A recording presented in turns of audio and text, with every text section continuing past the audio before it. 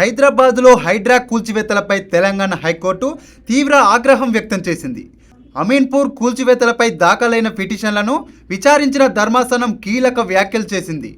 కూల్చివేతల వీడియోలను పరిశీలించిన కోర్టు హైడ్రా చర్యలు ప్రజాస్వామ్యబద్ధంగా లేవని స్పష్టం చేసింది. ఇది కూల్చివేతలా లేక యుద్ధమా అంటూ ఘాటుగా ప్రశ్నించింది. నోటీసులు ఇవ్వకుండా, నిబంధనలు పాటించకుండా ఇష్టానుసారంగా కూల్చివేతలు చేపట్టడాన్ని తీవ్రంగా తప్పుబట్టింది. చట్టపరమైన ప్రక్రియలు పాటించకుండా ప్రజల ఆస్తులను కూల్చివేయడం సరికాదని వ్యాఖ్యానించింది. హైడ్రా ఏర్పాటై ఏడాది దాటినా ఇప్పటి వరకు స్పష్టమైన మార్గదర్శకాలు లేకపోవడంపై కోర్టు ఆశ్చర్యం వ్యక్తం చేసింది. నియమాలు లేకుండా ఎలాంటి చర్యలు తీసుకుంటున్నారో వివరణ ఇవ్వాలని ప్రశ్నించింది.